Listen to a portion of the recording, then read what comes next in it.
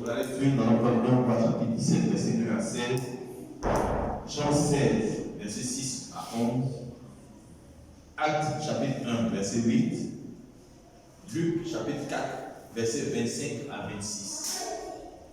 Amen. Que nous, le Seigneur, soit bénis. Je vous salue tous encore dans le nom de notre Seigneur Jésus-Christ de Nazareth. Celui qui nous a fait et qui nous a donné aujourd'hui d'être là pour sa présence. Nous sommes à l'église Mission Apostolique Fleuve-d'Orville, en abrégé MAFEB, que le Seigneur nous a confié. Cette mission qui a pour objectif de faire des disciples, de bâtir des hommes et des femmes disciples de Jésus-Christ, qui pourront aussi annoncer l'évangile à ceux qui n'ont pas encore reçu la parole. Amen. Donc ici, nous ne venons pas pour être seulement des personnes qui vont s'asseoir, écouter et partir. Mais ce sont des personnes qui viennent, qui apprennent et qui vont exécuter, accomplir des choses dans la vie des personnes qu'elles rencontreront. Amen. Donc aujourd'hui, tu n'es pas là pour seulement être un auditeur simple, mais tu es là pour être un apprenant. Amen. Que Dieu vous bénisse. Aujourd'hui, le thème de mon jour, c'est Saint-Esprit, consolateur puissant. Saint-Esprit, consolateur puissant. Et nous allons faire la lecture, 1 Roi chapitre 17, verset 1 à 16. Madame Yann. Élie, le fils Pit, l'un des habitants de Galaad, dit à Akab: L'Éternel est vivant, le Dieu d'Israël dont je suis le serviteur. Il n'y aura ces années-ci ni rosée, ni pluie, sinon à ma parole. Et la parole de l'Éternel fut adressée à Élie en ces mots: Pars d'ici, dirige-toi vers l'Orient et cache-toi près du torrent de Kérit, qui est en face du Jourdain. Tu boiras de l'eau du torrent, et j'ai ordonné au corbeau de te nourrir là. Il partit et fit selon la parole de l'Éternel, et il alla s'établir près du torrent de Kérit, qui était en face du Jourdain. Les corbeaux lui apportèrent du pain et de la viande le matin, et du pain, et de la viande le soir, et il buvait de l'eau du torrent. Mais au bout d'un certain temps, le torrent fut à sec, car il n'était point tombé de pluie dans le pays. Alors la parole de l'Éternel lui fut adressée en ces mots: Lève-toi, va à Serepta, qui appartient à Sidon, et demeure là. Voici, j'ai ordonné à une femme veuve de te nourrir. Il se leva et il alla à Serepta.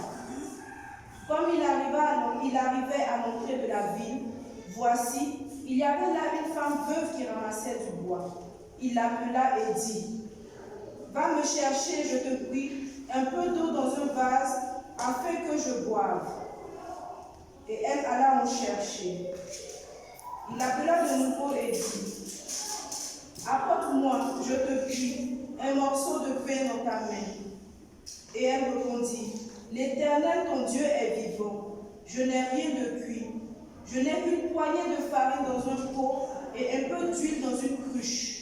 Et voici, je ramasse 2 morceaux de bois, puis je rentrerai et je préparerai cela pour moi et pour mon fils. Nous mangerons, après quoi nous mourrons. Élie lui dit: Ne crève point, rentre, fais comme tu as dit.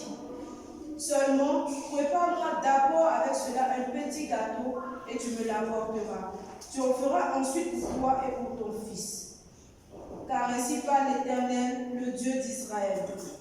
La farine qui est dans le pot ne manquera point, et l'huile qui est dans la cruche ne diminuera point, jusqu'au jour où l'Éternel fera tomber de la pluie sur la face du sol. Elle alla, et elle fit selon la parole d'Élie.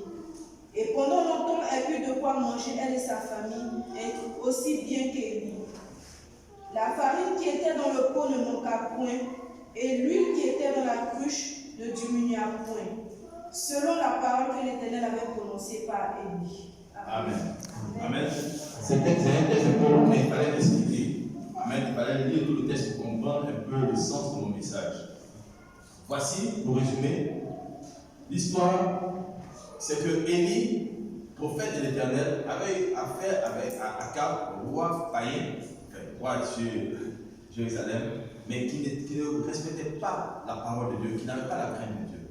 Et Akab avait posé des actions qui ne plaisaient pas à l'Éternel. Et Élie, son serviteur, Élie, le serviteur de l'Éternel, prophète de l'Éternel, a prophétisé en ce qu'il n'y aurait plus de pluie, si ce n'est à sa parole. Il n'a pas dit pendant un certain nombre d'années. Il n'a pas dit pendant 2-3 ans. Il a dit ces années-ci. Pendant ces années, il n'y aura pas de pluie, il n'y aura pas de rosée, donc il y aura la sécheresse. Si ce n'est à ma parole, la pluie ne viendra pas. C'est tant que je vais parler. Et Élie est parti. Dieu lui dit maintenant, parce que Dieu n'a pas dit à Élie, prophétise ici. C'est Élie qui a parlé. Il a pris son de lui-même, l'empêche de l'Esprit de Dieu, il a parlé. Mais Dieu lui dit, bon, ok, pour ne pas que toi tu meurs de sang de faim, va au tournant de Kéry, j'ai ordonné à des corbeaux de te nourrir. Et pendant un temps, il est nourri par ces oiseaux-là. Et puis, il arrive que le tournant commence à tarir parce qu'il n'y a plus d'eau. Il n'y a plus d'eau qui alimente. Il n'y a plus de la source n'alimente plus le torrent. Alors Dieu va lui dire maintenant, écoute, je n'ai pas besoin de toi mort, je te veux vivant. Donc, pour ne pas que tu souffres la famine aussi et la sécheresse, va à Sarepta. J'ai ordonné à une veuve. Il n'a pas ordonné à une riche personne, à une veuve de te nourrir. Il n'a pas dit j'ai demandé, il dit j'ai ordonné à une veuve de te nourrir. De nos jours, si moi je me lève, je vais trouver une femme qui n'a pas les moyens, qui n'a rien, et puis dit bon, toi tu vas me nourrir pendant 2 jours, ou bien pendant 3 jours, et celui-là, tu me nourris. On va dire mais l'homme de Dieu est méchant. Il sait que la femme elle n'a rien. Mais il faut qu'il, au lieu de lui envoyer, c'est lui qui l'a déplié. Amen. Amen. Mais Dieu ne regarde pas à ce que nous voyons. Amen. Dieu nous parle dans chaque chose qu'il fait. Alors, qu'est-ce qui se passe? Dieu parle d'une veuve à qui il a ordonné. Vous savez, quand on ordonne de force à faire, elle est veuve. Et quand on parle de veuve, on parle d'une femme qui a perdu son mari. Donc, qui n'a plus le soutien véritable du chef de famille. Donc, elle est vulnérable en tant que personne. Et cette femme-là, Dieu avait un enfant, et Élie qui vient, qui lui dit, donne-moi, fais-moi à manger. La femme lui dit, voici ma condition actuelle. Il n'y a pas à manger. Ce qui reste, c'est pour mon fils et moi. Si nous mangeons maintenant avec toi, demain là on meurt. Et dit, il n'y a pas de problème, va préparer ce que tu as. Mais donne-moi à manger moi d'abord. Amen. Amen. Il ne dit pas, on va manger tous ensemble. Il dit d'abord. Donc, c'est-à-dire que tant que lui, il n'est pas rassasié, il ne donne pas. Si je commence à manger et que c'est doux, je ne vais pas partager. Ça, c'est clair. Donc, il dit, donne-moi à manger d'abord. La veuve est là. Elle dit, c'est tout ce qui me reste. Il y a un morceau de pain qui me reste. Amen. Il dit, il faut faire ça. Vous me donnez à manger d'abord. Donc, moi, j'ai mangé d'abord. Et puis après, vous allez manger. Mais Dieu a manifesté sa puissance en pourvoyant tout au long du séjour, d'Élie, il a pourvu au pain, à la farine, à l'huile pour la famille. Amen. Amen. Mais est-ce que c'est normal, selon l'entendement humain, que ce soit une veuve qui nourrisse un homme? Pas un enfant, un homme. Donc un homme qui mange 2 fois plus que les femmes. Il y a des femmes qui mangent 4 fois plus que les hommes, même nous. Amen. Il y a des femmes qui mangent plus que les hommes. Alors, Élie vient de la part du Seigneur. Donc Élie est poussé par l'Esprit de Dieu. Mais je parle de cet esprit consolateur puissant. Consolateur en ce que cette femme-là, dans sa condition de veuve, voyait la mort venir. Elle était déjà blessée, perturbée, elle était affaiblie du fait que son mari ne soit plus. Elle n'avait plus le soutien véritable. Elle était avec son enfant et chaque jour elle se posait des questions. Comment elle va faire pour nourrir ce fils-là? Comment elle va faire pour avoir à manger demain? D'autant plus que la sécheresse est arrivée. Il ne pleut plus, et on ne peut plus faire de récolte. Et même s'il y a cela, qui peut m'aider même à avoir quelque chose? Je ne peux pas faire d'activité, je n'ai rien.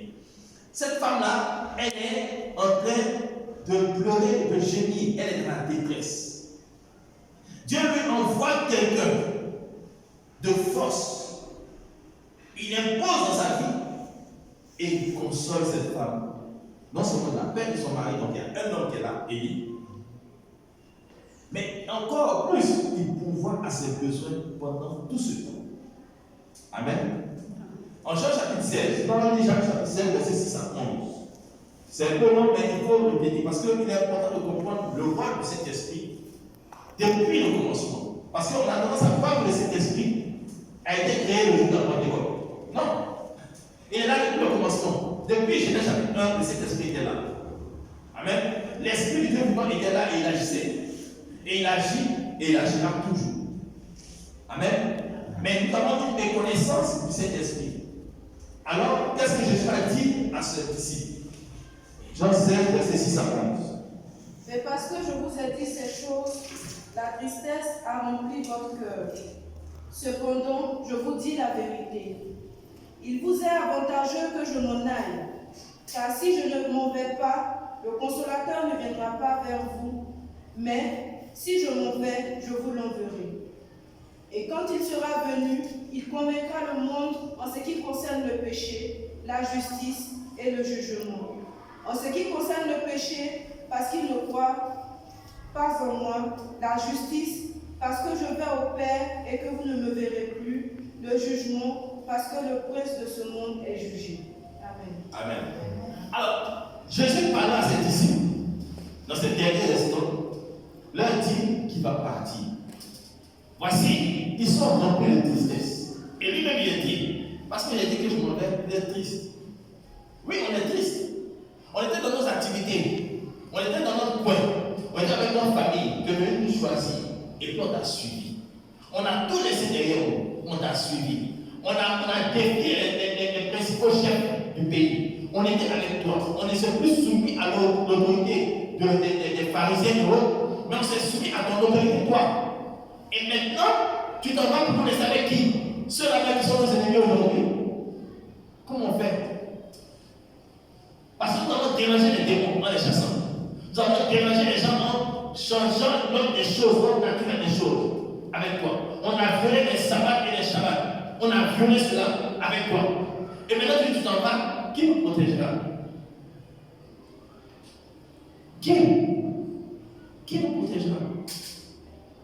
Mais il dit, il vous est avantageux de moi-même que je m'en aille. C'est avantageux pour vous. Parce que si je ne vais pas, il dit quoi? Le puissant viendra? Non. Il dit quoi?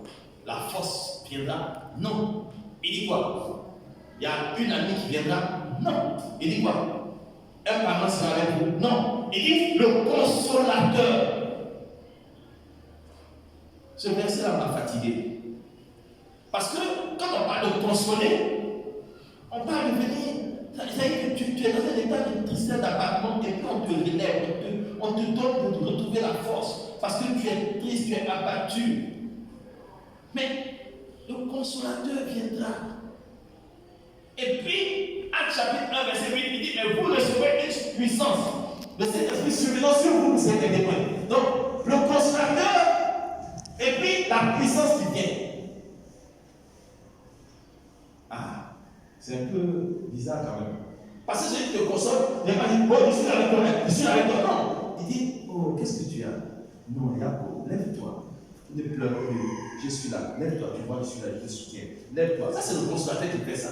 Mais la puissance vient pour faire quoi? Pour se battre, pour imposer quelque chose. Amen. Alors, comment? Celui qui dit, oh, je suis avec toi. Et puis, en même temps, il va. Mais il y a quelque chose qui ne va pas. À quel moment il me dira, je suis avec toi? À quel moment il me dira, femme? Amen. Dans le milieu charismatique évangélique, on s'appuie plus sur le Saint-Esprit qui fait des miracles, qui fait des miracles, qui fait des miracles. À un moment, les gens s'ennuient. Pourquoi? Parce qu'après le miracle, il reste quoi? Qu'est-ce qu'il y a après le miracle? Dites-moi, après le miracle, il y a quoi? Parce que l'ennemi aussi va nous endormir. Nous promettons que les jours pour faire des délivrances, on parle des démons, on les chasse, on manifeste la puissance de l'esprit, les miracles se font. Et on oublie l'essentiel. Pas que c'est mauvais de faire des miracles au nom de Jésus. C'est normal, c'est écrit. Il a dit, vous faites des miracles. Pas que ce n'est pas normal de se concentrer sur les miracles, mais ce n'est pas correct de se concentrer seulement sur les miracles. Amen. Parce que le Saint-Esprit est nommé consolateur par Jésus. Il est appelé consolateur, pas défenseur, pas guerrier. Il est appelé consolateur. Mais il ne vient pas seulement pour dire relève-toi, mais il dit je te fortifie, allons-y. Il ne vient pas pour te dire relève-toi, et puis pardonne-nous, non. Parce que quand Jésus disait, il va venir et il va commettre le monde de péché, de justice et de jugement, il a expliqué. On ne va pas tout expliquer en 30 minutes. Mais je veux que vous compreniez quelque chose. C'est que le Saint-Esprit de Dieu est venu pour te consoler en te donnant de comprendre que tu es puissant par sa vertu. Parce que quand quelqu'un, vous consolez quelqu'un qui pleure, vous relevez la personne. Oh, non, relève-toi, n'aie pas peur, voilà, avance. Vous avez besoin de quoi encore pour que la personne puisse tenir? Il faut qu'elle soit affermie. Il faut qu'elle soit affermie pour aller. Il faut que cette personne ne puisse pas reculer devant la première difficulté. Amen. Vous me suivez? Est-ce que vous me suivez? Donc, c'est pour dire que le Saint-Esprit vient comme consolateur, mais il vient aussi comme puissant. Puissant et puissance. Il vient en tant que puissance pour te donner de dominer avec le nom de Jésus sur les puissances des ténèbres qui s'opposent à ton avancée et à ton établissement. Et je vais vous expliquer. Regardez. La femme, la veuve, elle a été consolée. Il y a eu un miracle. Mais après que Jésus est passé, son fils est mort. Et Élie a ressuscité le fils. Et puis on a continué encore le chemin. Amen. Regardez bien. Elle était consolée du fait qu'il n'y a plus un homme dans la maison. Maintenant, il y a un homme, Élie. Elle était consolée parce que cet homme-là, grâce à lui, on avait à manger dans la maison. Elle était consolée. Et maintenant, il est arrivé que le diable va lui faire croire que c'est le monsieur qui est venu au contraire, il est venu t'apporter la désolation, il t'a séduit, mais maintenant il va t'apporter la désolation, ton enfant meurt. Alors qu'est-ce qu'elle fait? Elle va vers lui. L'enfant est mort. Le Saint-Esprit va se manifester maintenant en tant que puissance pour faire revenir à la vie le fils qui est mort. Mais est-ce qu'il a fait des actes de puissance tous les jours? Non. Mais il était là comme consolateur pour la veuve. Et c'est comme ça qu'il est là avec nous. Parce que si le Seigneur te relève, tu es malade, et puis tu ne peux pas te lever, et on vient prier pour toi, le miracle se fait, tu es guéri. Quand tu es guéri, tu fais arrêter? Non, il faut avancer maintenant. Mais pendant que tu avances, comment tu sais que tu es en sécurité si le Saint-Esprit n'est pas là pour t'accompagner? Nous sommes là, nous sommes appelés à faire une œuvre. Nous voulons qu'il y ait des miracles, nous voulons qu'il y ait des choses, mais quand ça va chauffer, on va venir qui? Pas des miracles, on va venir des consolateurs. Mais il vous dit aujourd'hui, voyez-moi en tant que compagnon de vous, mais consolateur. Et pendant que je suis avec vous, je vous fortifie, je vous soutiens, quelles que soient les oppositions que vous allez rencontrer, prenez l'assurance que je suis là avec vous. Et vous allez vaincre les oppositions au nom de Jésus. Amen. On ne peut pas prêcher seulement les miracles et négliger la consolation qui manifeste à nos côtés tous les jours de notre vie. C'est pourquoi il dit je suis avec vous tous les jours de votre vie. Et il commettra le péché. Quand le Saint-Esprit vient, quand il vient marcher avec toi, tu ne peux plus aimer les choses de ce monde. Tu ne peux plus aimer les choses qui avilissent ton corps, ta chair et qui détruisent ton être. Amen. Il est tout péché qu'on fait là. L'impudicité, c'est comme notre corps. L'autre, c'est dehors là-bas. Mais quand on commet l'impudicité, c'est comme notre corps, notre chair. Nous sommes le temple du Saint-Esprit en tant que corps. Amen. Si nous sommes le temple du Saint-Esprit, nous avons le devoir de préserver ce temple-là dans la sanctification. Or, sans la sanctification, nul ne peut voir Dieu. Donc, si tu ne peux pas voir Dieu, ça veut dire que tu ne peux pas avoir la présence du Saint-Esprit avec toi tous les jours partis. Amen. Donc, si le Saint-Esprit est avec toi tous les jours, alors tu dois te séparer de tout ce qui est péché. Mais quand tu sens sa présence, il y a des choses que tu ne peux pas faire. Parce qu'il est la petite voix qui te dit, ne fais pas. C'est pas bon. On me dit là, mais comment il peut savoir que le Saint-Esprit est là avec moi? Il est la petite voix qui te dit, persévère. Il est la voix qui te dit, ne te décourage pas. Il est la voix qui te dit, prends courage, fortifie-toi. Il est la voix interne qui te dit, ne t'arrête pas même si l'opposition est grande. Il est la voix qui te dit, je t'aime. Et il est la voix qui te donne de comprendre que l'amour du Père est au-dessus de tout amour. Car la Bible dit dans le livre Romain que l'amour de Dieu est répandu dans nos cœurs par le Saint-Esprit. Donc le Saint-Esprit répand l'amour de Dieu dans notre cœur. Amen. Quand il répand cet amour dans notre cœur, nous sentons quelque chose de nouveau et nous ne pouvons pas poser des actions qui vont offenser celui qui nous aime. Et celui qui t'a aimé le premier. Amen. On ne peut pas marcher avec cet esprit et puis aimer vivre dans le péché. Non. On ne peut pas avoir le Saint-Esprit en nous et puis aimer les choses qui viennent souiller le temple. Non. Il est le consolateur, certes. Mais ce n'est pas pour autant que tu vas faire toujours des bêtises. Il dit, le péché, ils sont convaincus. Parce qu'il a dit, quand vous dites que vous voyez, c'est-à-dire que vous êtes conscient. Donc ce que vous faites, vous avez rejeté le Fils que je suis. Vous êtes dans votre péché. Vous allez mourir dans votre péché. Amen.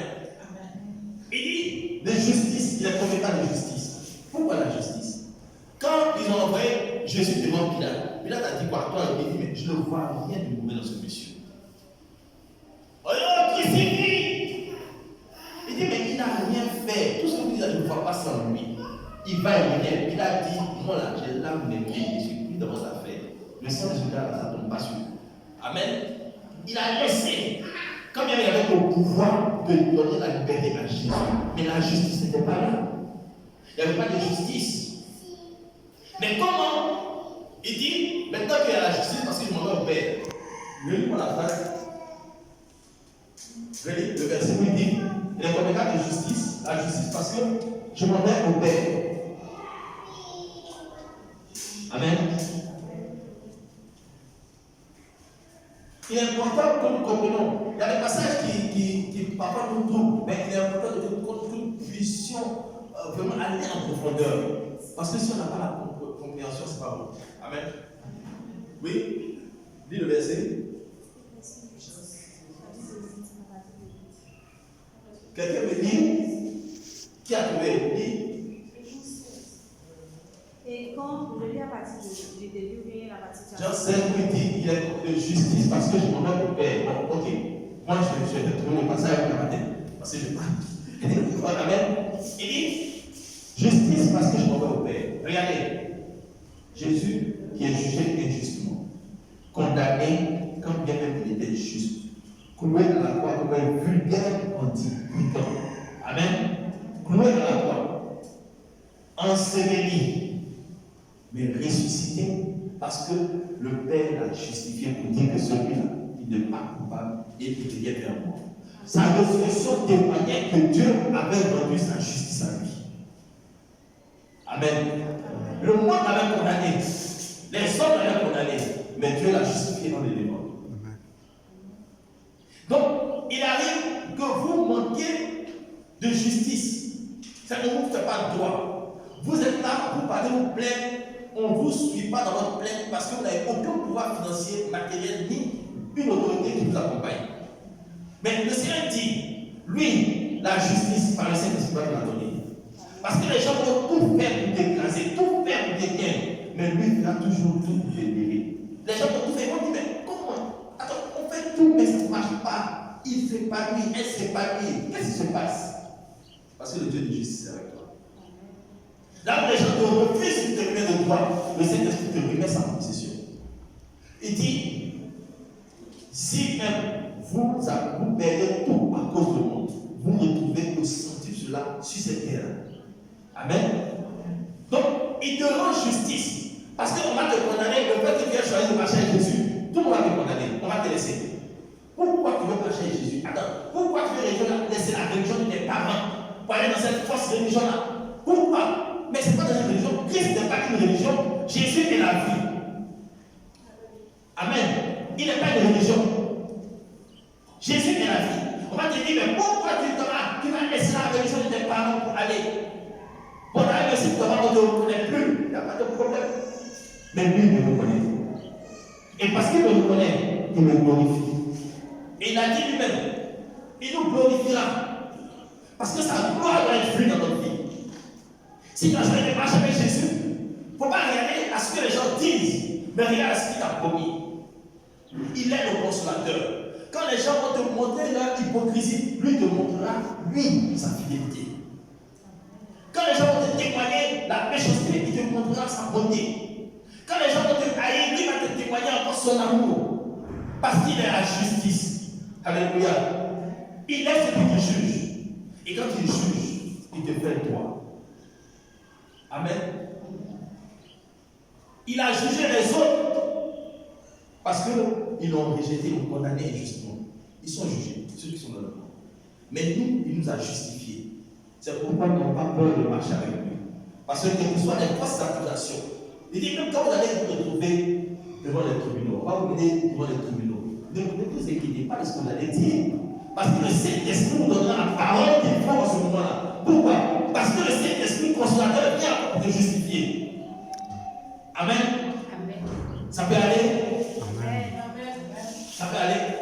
Et dit vous recevez une puissance. Et que les gens, puissance, non, pas que la puissance, mais le consolateur doit agir. Ça ne peut pas quand tu es serviteur de Dieu, si tu te focalises seulement sur la puissance, à un moment, ton peuple va t'écouter. Parce que ce n'est pas la puissance seulement qui est là. Après la puissance, après le relèvement, après l'embauche, après le mariage, il y a quoi? Il y a le quotidien. Comment je gère le quotidien maintenant? Amen. Comment je gère le quotidien? C'est ça. Donc, cet esprit consolateur est puissant. Il est le consolateur parce qu'il sera toujours là pour te relever quand ça n'ira pas. Il sera toujours là pour te soutenir, pour te porter au dos, même je vois à l'image, il te met au dos. Et puis, allons-y, ne marche plus. Je vois que tu n'as plus de force. Je suis là. Il te porte. Il te porte. Il te porte. Pourquoi il dit tes fils viennent de loin, mais tes filles sont portées sur les bras? Elle est dans des chères filles. Il vous porte sur les bras. Pourquoi? Parce que la femme a toujours trop de préoccupations pour sa maison. Elle est toujours submergée par les études de sa maison. Mais si elle doit marcher en plus de cela, c'est compliqué. Il dit, quand bien même c'est Dieu, t'inquiète ta fille, Dieu te porte. Et pour ça qu'il travaille bien. Amen. Amen. Comme vous disait le passage là, prier, c'est posséder ça. Posséder chaque parole que le Seigneur nous donne. Cette parole précise. Dis, tu ne peux pas accepter d'être une femme ou une fille et puis souffrir. Quand le Père a promis de te porter, et il continue de le faire parce que cet esprit est là maintenant. Ce n'est pas il a fait cet esprit de le remonter et puis là-bas, il est descendu, c'est fini. Amen. C'est à tort qu'on chante, cet esprit descend. Non, il est déjà descendu. Tu as été promis, oui, il a été promis, mais il est descendu. Cet esprit, tu es là, manifeste-toi. Cet esprit, on fait comment? Cet esprit, c'est comment? Amen. Une fille qui me donnait un témoignage avant-hier, elle disait que son fils est venu la trouver dans la cuisine. Il a dit, maman, tu sais quoi? J'ai une bonne note parce que le Saint-Esprit m'a aidé. Amen. Il dit, j'avais appris, j'avais pas appris ma leçon. Mais quand on est arrivé, et puis on a donné la tête là, j'ai dit, Saint-Esprit, aide-moi. Saint-Esprit, aide-moi. Et puis je suis rappelé tout, j'ai fait et j'ai la meilleure note. Amen. Ça m'a dit, il était tellement c'est Dieu qui parlait. Et il lui dit encore, mes amis, quand il veut que je leur dise non, non, je prie pour lui, cet esprit, il faut aider mes amis, aide mes amis, aide-les aussi. Et puis quand il parle de ça, ça les arrange, il les aide aussi. Vous voyez, les enfants parlent avec cet esprit. Le Seigneur dit d'être comme les enfants. Mais nous, suis-nous là, je vais là, suis-moi. Pas montre le chemin. Parce qu'il a dit quoi? Il vous conduira dans toute la vérité. Le Saint-Esprit, le consolateur, il viendra. Le Saint-Esprit, le consolateur, il viendra. Il vous conduira. Il tiendra le volant de votre vie. Il vous conduira dans toute la vérité. Là où il n'y a pas de la solution, là où il n'y a pas de mensonge, là où il n'y a pas la fausseté, il vous conduira. Parce que c'est la vérité de ce que vous êtes. Il te dit qui tu es et ce dont tu es capable d'accomplir avec lui. Amen. Il dit qui le Seigneur est pour toi, ce que le Seigneur a mis en toi et ce que tu vas vivre avec le Seigneur. Alléluia. Il est important pour nous de comprendre ces choses-là. Le Saint-Esprit n'est pas venu simplement pour se balader. Ah, il y a un vent, c'est le Saint-Esprit. C'est bon. Non, c'est pas ça. Le Saint-Esprit n'est pas venu seulement pour puissance, pied, cassé, toi. Pas seulement pour ça. Il est venu pour que le chemin que la personne avait emprunté, la marche que la personne avait commencé à entamer. Il y a une fracture qui est arrivée. Parce qu'on ne veut pas que la personne avance et dit, parle sur ces pieds-là. Je déclare au nom de Jésus la fracture, bon frère, les os se collent.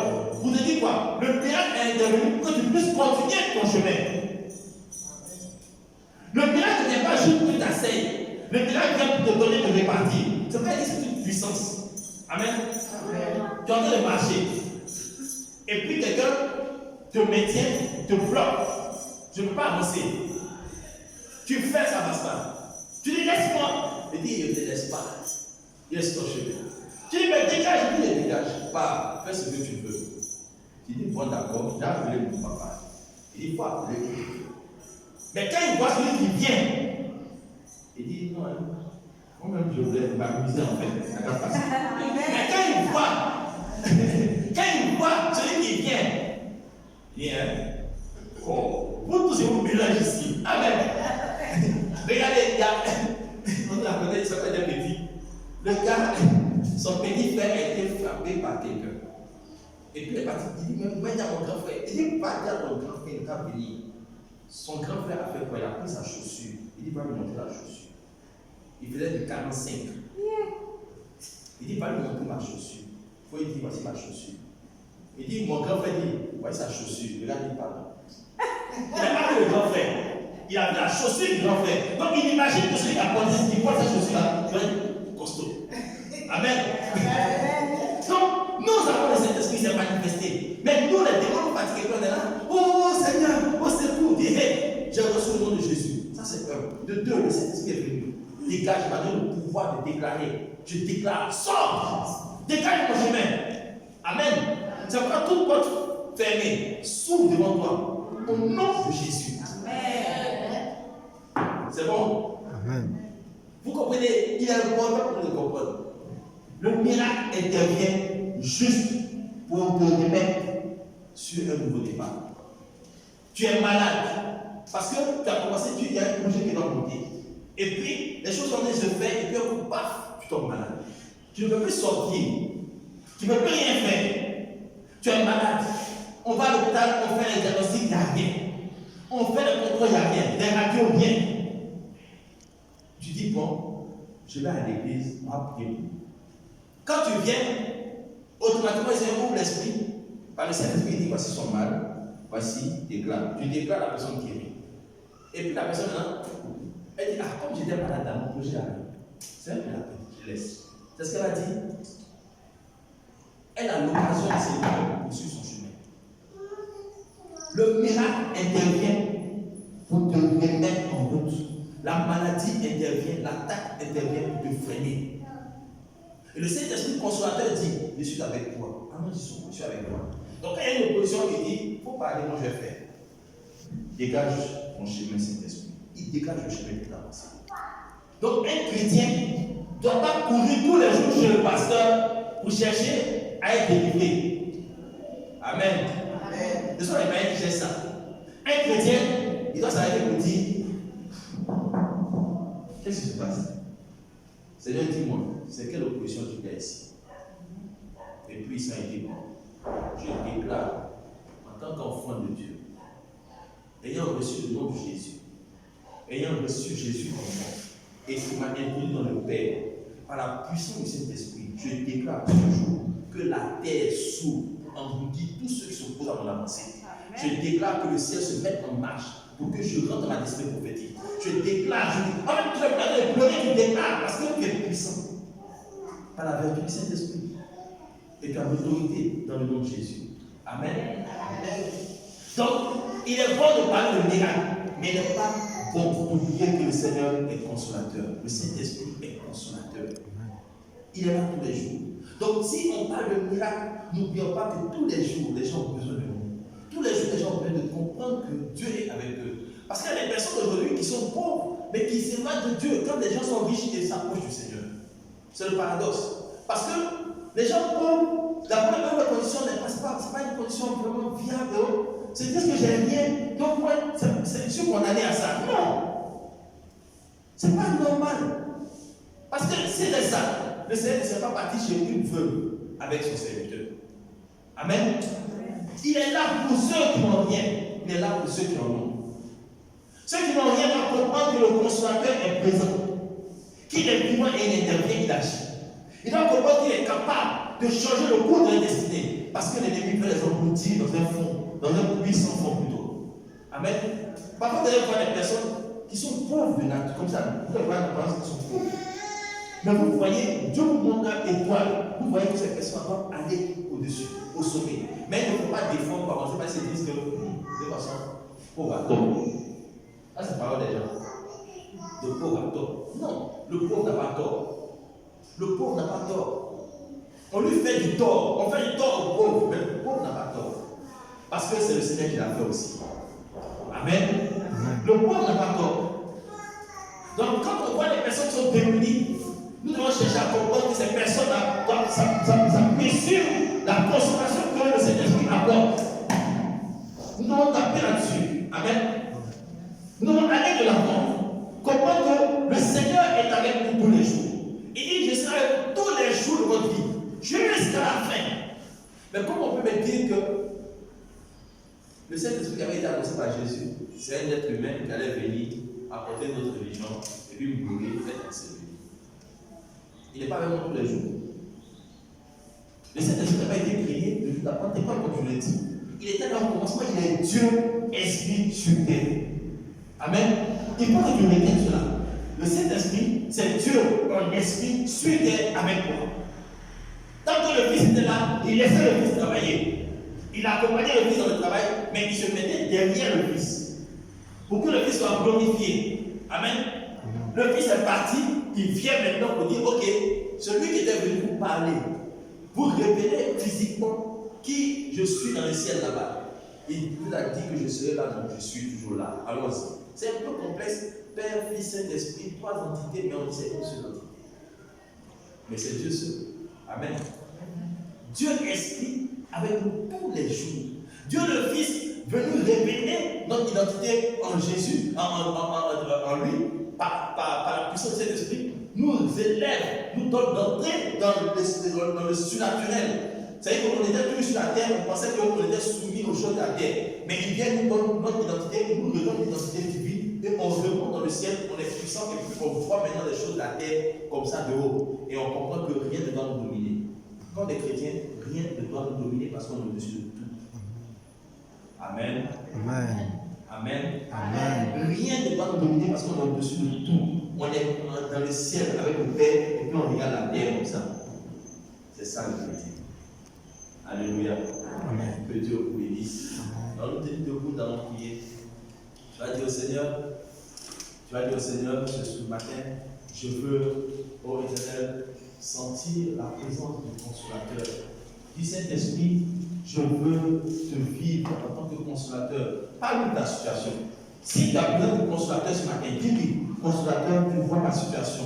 Aide-moi, soutiens-moi, car ça ne va pas. Ce matin, regarde-moi. Si tu vois qu'il y a quelque chose qui t'a bloqué, parce que tu sens des blocages un peu partout, dis-moi Saint-Esprit puissant, toi qui es le consolateur.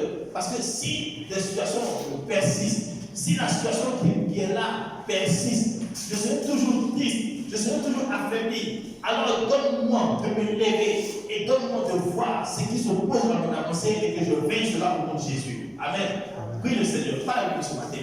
Que ce soit la consolation, que ce soit la puissance, ce matin, il est le consolateur puissant. Alléluia. Il est celui qui va t'accompagner. Il est celui qui va te diriger. Il est celui qui va te soutenir. Il est celui qui va te relever. Il est présent pour moi. Ce n'est pas une condition que les gens t'ont donnée que tu as acceptée. Mais regarde la condition que Dieu t'a donnée. Celle d'être son enfant. Celle d'être son héritier. Alléluia. Il est le Dieu qui connaît un Dieu qui t'aime. Prie le Seigneur. Merci Père. Merci ô Éternel. Parce que tu as fait un don précieux. En t'appellant, la présence par le Saint-Esprit. Nous avons donné, ô Éternel, la présence par le Saint-Esprit. Oh, en ce jour, nous voulons reconnaître ta présence. Nous voulons sentir ta présence. Nous voulons t'appeler, ô consolateur. Oui, tu vois ce que nous allons engager comme combat. Tu vois ce que nous allons vivre comme situation difficile. Mais tu es là, présent pour nous. Toi, le consolateur, soutiens-nous. Oh, accompagne-nous. Tu vois ce que nous traversons. Depuis un moment, tu vois ce que nous vivons. Depuis un moment, oh Saint-Esprit, aide-nous. Sois là pour nous. Oh Saint-Esprit, aide-nous. Soutiens-nous. Toi, le consolateur promis. Viens encore dans notre vie ce matin. Viens encore et agis dans notre vie. Viens nous relever de ton amour. Viens nous relever avec ton amour. Et révèle-nous le Père. Révèle-nous le Fils. Et donne-nous de comprendre que nous sommes tout en lui. Et nous sommes tout. Oh, tout en lui. Merci Père. Merci Saint-Esprit de ta présence. Oh, dis-lui les blocages que je vois dans ma vie. Toi qui as la puissance promise. Donne-moi de faire tomber ces barrières. Que les barrières tombent. Que tout ce qui est muraille élevé autour de ma vie tombe maintenant au nom de Jésus. Oui, parle Seigneur. Oui, prie le Saint-Esprit. Dis-lui Saint-Esprit. Dis-lui ce matin. Fais tomber les murailles qui m'entouraient. Fais tomber les murailles qui m'entouraient. Dis-lui ce matin. Fais tomber les murailles qui m'entouraient. Dis-lui ce matin. Fais tomber les murailles qui m'entouraient. Que tout ce qui est obstacle sur mon chemin tombe maintenant. Oui, dis-lui. Parle-lui. C'est pour ça qu'on a dit cet esprit, aide-moi. Tu es élève, dis cet esprit, je vais aller à l'école cette année. Oh, aide-moi à aller à l'école et instruis-moi. Donne-moi l'intelligence du Père. Donne-moi la sagesse du Père. Donne-moi la connaissance du Père. Oui, tu es un travailleur, dis cet esprit, accompagne-moi dans le service. Aide-moi et fais-moi porter. Donne-moi justice. Si tu trouves que toi, tu n'as pas de justice que tu dois recevoir, dis cet esprit, donne-moi justice. Si le but, c'est donner la justice, pour notre justice. Le but de faire droit. Alléluia. Dis, oh, tu es femme, dis cet esprit, aide-moi dans la gestion de mon ménage, aide-moi dans la gestion de ma maison. Donne-moi une bonne mère, donne-moi une bonne épouse, donne-moi là pour mes enfants, pour mon époux. Si tu es là, oh, en tant qu'époux de quelqu'un, dis cet esprit, aide-moi à être un bon mari, un bon père, un bon serviteur. Oh, qui se marie. Dis-lui, je suis dans ta maison, aide-moi à faire le travail que tu vas faire dans ta maison. Saint-Esprit, aide-moi, soutiens-moi. Je sais que ça ne sera pas facile. Tu vois ma situation, mais je sais que tu pourras. Si tu as fait une veuve païenne pour amener ton serviteur là-bas, c'est que moi, Seigneur, qui suis de ton nom, qui suis de ton sang, parce que tu m'as donné ton fils, tu m'as donné ton sang. Père, je crois qu'aujourd'hui, tu m'accompagneras par ton Saint-Esprit. Oh, donne-moi d'oublier les problèmes. Donne-moi d'oublier ces problèmes-là parce que c'est la distraction. Dis, c'est la distraction. Parce que c'est la distraction qui est là sur le chemin. Et le miracle se fait. Le miracle se fait pour que la distraction ne soit plus. Ne sois pas distrait par les situations qui arrivent. N'oublie pas que tu as un chemin à parcourir. Que tu as un objectif à atteindre. Que le Seigneur t'accompagne. Il te précède dans le chemin. Il fait le chemin de toi. Il est tout poursuite et il prépare pour toi. Alléluia. Merci Seigneur. Que ton nom soit béni, oh Dieu, parce que je vous exauce au nom de Jésus. Et que tout le monde dise Amen. Amen. Amen. La Seigneur dit Amen.